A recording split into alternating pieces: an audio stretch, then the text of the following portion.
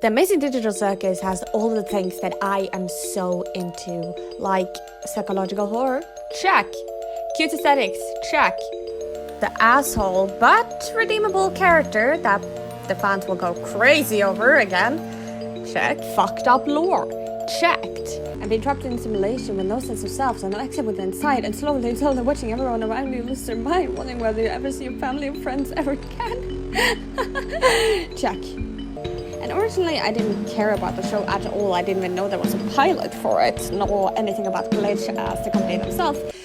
I do have a fascination with asshole jerks, with a soft side. Plus, I have some very interesting insight on what Jax's character actually might be relating to actual bunnies from real life. So, stay tuned. One thing I'd like to note down to start this video off is that a lot of people mention and note down that he sounds like a fucking asshole in the beginning. Oh, if it's a new character, then I'm gonna have to reload this whole show. But I interpret this as him being done and going through literal insanity, which the definition of insanity is doing something over and over again, expecting a different outcome, where he's been there for so long that he is used to everything happening. He's desensitized to it, to a point where he even laughs off Kaufmo being abstracted despite what he knows it is.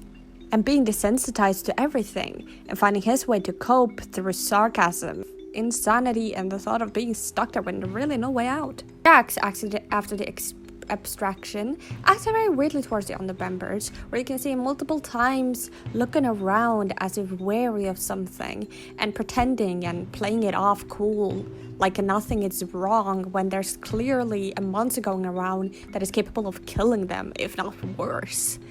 Yet he keeps his calm, which is odd, but it makes me feel like he knows more about what's going on.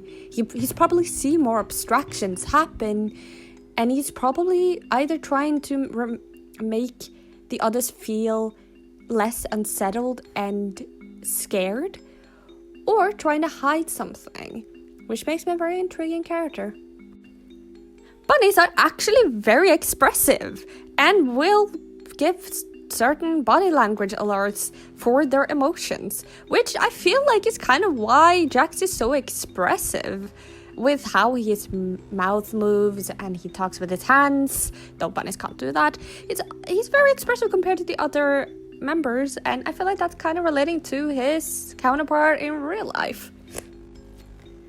Jax is shown twice to save his own skin rather than stay and face the consequences and maybe help out his fellow members in a situation where they might be in danger, which is actually fairly similar to their counterpart in real life, because fun bunny fact, real life bunnies, despite their cute and snuggly aesthetic, are actually known to save their own skin in the danger of predator, being rather selfish or rather self-preservating in situations where they would off their offkin in order to save their own skin and potentially not be killed off, which gives a new light to how Jax reacts.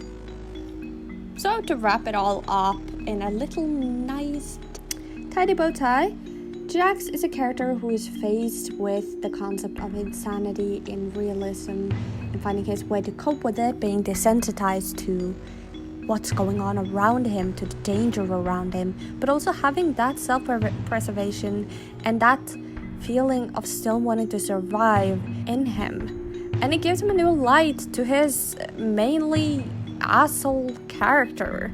And though I do not think he will be abstracted at any point, I think it's just stubborn, and I do think we are going to see a lot more of his character progression and his softening of his character and realizing that caring about people is still important despite what he's faced with.